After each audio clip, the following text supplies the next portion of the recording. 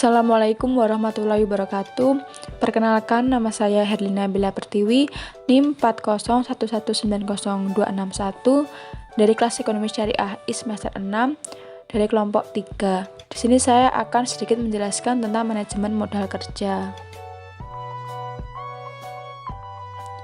Yang kedua adalah modal kerja. Modal kerja sama dengan working capital, yang merupakan investasi perusahaan dalam aktiva jangka pendek atau aktiva lancar. Kemudian ada juga modal kerja bersih atau net working capital, yang merupakan selisih antara aktiva lancar dengan hutang lancar atau jumlah aktiva lancar di atas hutang lancar. Kemudian apa itu manajemen modal kerja? Manajemen modal kerja merupakan pengaturan aktiva-aktiva jangka pendek seperti kas, piutang, persediaan barang, dan surat-surat berharga atau sekuritas, termasuk pengaturan hutang atau hutang jangka pendek. Keseluruhan aktiva lancar ini disebut juga dengan gross working capital, adalah aktiva lancar dikurangi hutang lancar atau kelebihan aktiva lancar di atas hutang lancar. Kemudian aktiva lancar versus hutang lancar. Yang pertama, aktiva lancar merupakan jenis aktiva yang mempunyai manfaat dalam kurun waktu yang relatif singkat, yakni kurang lebih 1 tahun yang kemudian dapat diubah. Aktiva lancar adalah segala kekayaan yang dimiliki oleh suatu perusahaan. Yang dimaksud dengan kekayaan ini adalah sumber daya yang dapat berupa benda atau hak yang dikuasai yang sebelumnya diperoleh perusahaan melalui transaksi atau kegiatan di masa lalu. Contoh dari aktiva lancar yaitu kas, piutang usaha, perlengkapan, persediaan barang dagang, dan lain-lain. Kemudian hutang lancar. Secara umum, pengertian hutang adalah kewajiban yang muncul karena transaksi pembelian barang atau jasa secara kredit yang berhubungan dengan kegiatan operasional perusahaan dan harus segera dibayarkan dalam jangka waktu singkat. Kemudian pengertian hutang lancar adalah kewajiban keuangan jangka pendek perusahaan yang mempunyai batas jatuh tempo pembayaran kurang dari 12 bulan atau dalam siklus operasi normal. Contoh dari hutang lancar yaitu utang dagang, utang dividen, wesel bayar, beban yang masih harus dibayar, dan lain-lain. Kemudian modal kerja bagi kesehatan perusahaan. Yang pertama, manajer keuangan mencurahkan waktunya setiap hari dalam kegiatan internal perusahaan, terutama keberadaan modal kerja dalam perusahaan agar perusahaan dapat berjalan dengan lancar.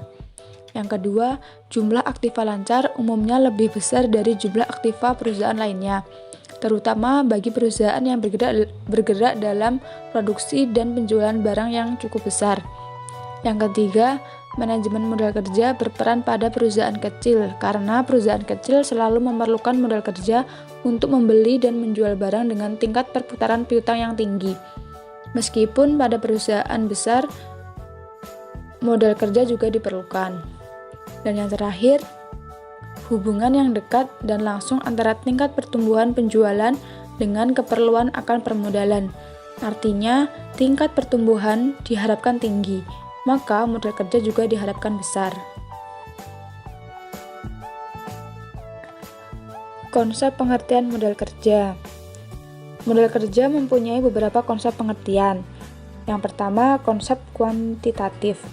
Konsep kuantitatif adalah keseluruhan jumlah aktiva lancar seperti piutang dan persediaan barang serta surat berharga jangka pendek yang dimiliki perusahaan, disebut juga modal kerja bruto. Yang kedua, konsep kualitatif. Konsep kualitatif adalah kelebihan aktiva lancar di atas hutang lancar yang disebut juga dengan modal kerja neto. Dan yang ketiga, konsep fungsional. Konsep fungsional adalah berdasarkan fungsi dana yang menghasilkan pendapatan atau income, misalnya dari penjualan kredit yang mendapatkan keuntungan. Income terdiri dari current income atau keuntungan yang diperoleh saat ini dan future income atau keuntungan yang diperoleh pada masa yang akan datang. Selain beberapa konsep pengertian modal kerja di atas, ada beberapa istilah modal kerja sebagai berikut. Yang pertama, non-working capital adalah dana yang tidak menghasilkan current income tetapi merupakan future income. Misalnya investasi dalam aktiva tetap seperti mesin, peralatan mesin, gedung pabrik, dan lain-lain. Yang kedua, modal kerja potensial. Disebut juga dengan potential working capital, yaitu modal kerja yang berpotensi untuk memperoleh keuntungan. Jadi yang termasuk modal kerja adalah aktiva lancar, piutang, depresiasi, persediaan barang, dan surat berharga jangka pendek yang dimiliki perusahaan. Berikutnya terdapat contoh soal dalam mengelola modal kerja. Sudah terdapat akun yang sudah memiliki nominal. Kemudian dalam soal ini diminta untuk menghitung yang pertama modal kerja, yang kedua bukan modal kerja, dan yang ketiga modal kerja potensial. Nah, di sini saya akan menjelaskan penyelesaian untuk contoh soal mengelola modal kerja. Yang pertama, diminta untuk menghitung modal kerja. Terdapat akun kas sebesar Rp400.000. Kemudian piutang dagang.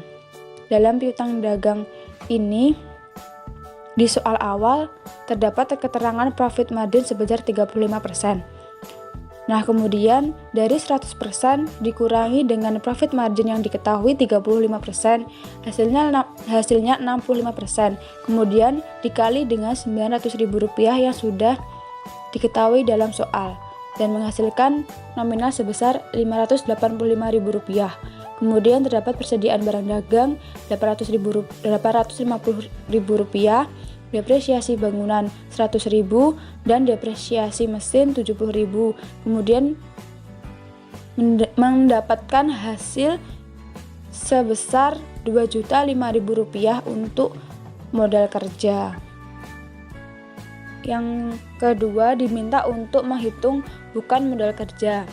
Di sini terdapat aktiva tetap tanah senilai Rp300.000, bangunan senilai Rp900, dan mesin senilai Rp630.000. Kemudian dari ketiga aktiva tetap tersebut dijumlahkan sehingga terdapat jumlah bukan modal kerja sebesar Rp1.830.000. Dan yang terakhir diminta untuk menghitung modal kerja potensial.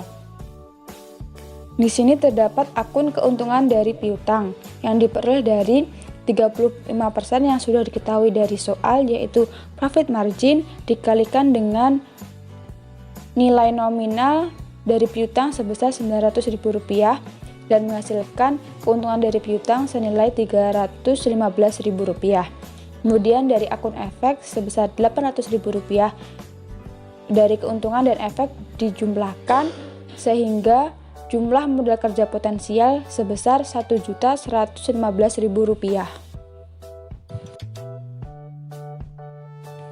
Kemudian terdapat contoh soal yang kedua. Di sini sudah terdapat neraca periode 31 Desember 2018 dalam rupiah. Di sini diminta untuk yang pertama, berdasarkan konsep fungsional hitunglah A. Modal kerja, B. Bukan modal kerja, dan C. Modal kerja potensial. Yang kedua, hitunglah rentabilitas modal sendiri, dan yang ketiga, jelaskan dengan perhitungan apakah perusahaan memenuhi aturan struktur finansial konservatif, vertikal, dan horizontal. Nah, di sini saya akan menjelaskan sedikit penyelesaian dari contoh soal yang kedua. Sebelum menjawab contoh soal di atas, terlebih dahulu harus diketahui seberapa besar keuntungan atau laba yang diperoleh perusahaan dalam tahun tersebut. Hal ini dilakukan untuk menentukan seberapa besar modal kerja potensialnya serta piutang yang sebenarnya karena terjadi penjualan kredit menurut modal kerja. Yang pertama, perhitungan mencari laba. Yang pertama menggunakan akun penjualan neto 18 juta, harga pokok penjualan 15 juta. Kemudian dari penjualan dikurangi dengan HPP menghasilkan laba kotor atas penjualan senilai 3 juta rupiah. Kemudian biaya-biaya operasi yang terdiri biaya penjualan administrasi senilai 1.500.000, depresiasi mesin 500.000, depresiasi bangunan 200.000 rupiah. Kemudian dari biaya operasi dijumlahkan menjadi biaya operasi senilai 2.200.000. Untuk menghasilkan laba usaha, antara laba kotor atas penjualan dikurangi dengan jumlah biaya operasi, menghasilkan laba usaha senilai Rp800.000. Nah, kemudian menghitung bunga modal asing. Yang pertama, obligasi 5% dikali 1.500.000 menghasilkan Rp75.000. Yang kedua, akun hipotek 8% dikali 1 juta menghasilkan Rp80.000. Jumlah bunga modal asing senilai Rp155.000 diperoleh dari obligasi ditambah hipotek. Kemudian untuk mencari laba sebelum pajak, kita menggunakan laba usaha dikurangi dengan jumlah bunga modal asing. Di atas sudah diperoleh laba usaha senilai Rp800.000, kemudian dikurangi dengan jumlah bunga modal asing senilai Rp155.000 menghasilkan laba sebelum pajak sebesar Rp645.000. Kemudian pajak perseroan senilai 45% dikali dengan laba sebelum pajak 645 menghasilkan nilai Rp250. Setelah itu laba sebelum pajak dikurangi dengan pajak perseroan menghasilkan laba setelah pajak sebesar Rp345.750. Kemudian kita menghitung operating profit margin yang diperoleh dari laba usaha dikurangi dengan jumlah penjualan. Laba usaha sudah dihitung tadi senilai Rp800.000. Kemudian dikurangi dengan jumlah penjualan. Jumlah penjualan diketahui di dalam soal neraca saldo yang pertama senilai Rp18 juta. Kemudian 800 dibagi 18 juta rupiah dikali 100% menghasilkan 4,44%.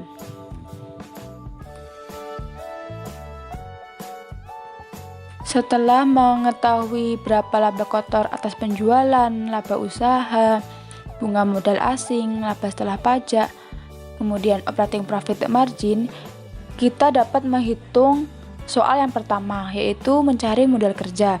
Di sini terdapat akun kas sebesar Rp500.000, kemudian akun piutang dagang. Di sini terdapat 100% dikurangi 4,44%.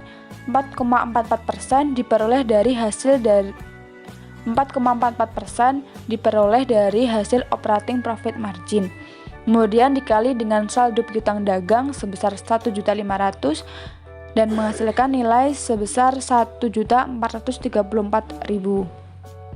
Kemudian akun persediaan barang dagang senilai 1 juta, depresiasi bangunan 200.000 dan depresiasi mesin sebesar 500.000. Dari akun kas sampai depresiasi mesin dijumlah sebagai modal kerja dan menghasilkan nilai sebesar Rp3.634.000. Yang kedua, menghitung bukan modal kerja. Untuk menghitung bukan modal akun kerja dibutuhkan aktiva tetap seperti tanah, bangunan, dan mesin. Ketiga akun tersebut dijumlahkan menghasilkan Rp5.000.000 dan hasil tersebut merupakan hasil bukan modal kerja. Kemudian soal nomor 3 menghitung modal kerja potensial. Terdapat akun keuntungan 4,4% pada piutang dagang sebesar Rp66.600.000. Kemudian efek Rp200.000. Piutang dagang tadi hasilnya dari 4,4% dikali dengan 1.500.000 saldo di neraca dan menghasilkan jumlah modal kerja potensial sebesar Rp266.600. Soal yang kedua tadi diminta untuk menghitung rentabilitas modal sendiri. Kita masukkan laba sesudah pajak sebesar 345.750, tadi sudah dicari di depan. Kemudian modal sendiri sebesar Rp3.950.000. Modal sendiri diperoleh dari modal saham ditambah cadangan ekspansi ditambah laba ditahan. Kemudian laba sesudah pajak dibagi dengan modal sendiri kemudian dikali 100% dan menghasilkan rentabilitas modal sendiri sebesar 8,75%. Dan yang terakhir diminta untuk menjelaskan dengan perhitungan apakah perusahaan memenuhi aturan struktur finansial konservatif, vertikal, dan horizontal. Yang pertama, struktur finansial konservatif yang vertikal merupakan suatu struktur finansial yang memberikan batas imbangan yang harus dipertahankan perusahaan sehubungan modal asing dengan modal sendiri. Modal asing harus lebih kecil dari modal sendiri. Untuk menentukan batas imbangan antara modal asing dengan modal sendiri dilakukan dengan rasio modal asing dibandingkan dengan modal sendiri. Modal asing diperoleh dari hutang wesel ditambah hutang dagang ditambah hutang pajak ditambah obligasi dan ditambah hipotek dan menghasilkan nilai atau nominal sebesar Rp3.550.000. Akun-akun dari hutang wesel sampai hipotek sudah diketahui pada neraca saldo. Kemudian modal sendiri sudah diketahui sebesar Rp3.950.000. Untuk menghitung perbandingannya dengan cara modal sendiri dibagi dengan modal asing dan menghasilkan perbandingan 1:1,11. Modal asing lebih kecil dari modal sendiri, sehingga dapat diberikan kesimpulan bahwa perusahaan menganut aturan struktur finansial konservatif yang vertikal.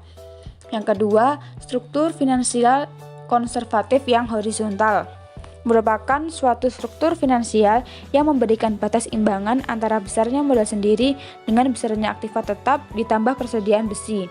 Kalau ada aktiva tetap tambah persediaan besi harus sepenuhnya dibelanjai dengan modal sendiri. Artinya modal sendiri harus lebih besar dari aktiva tetap ditambah persediaan.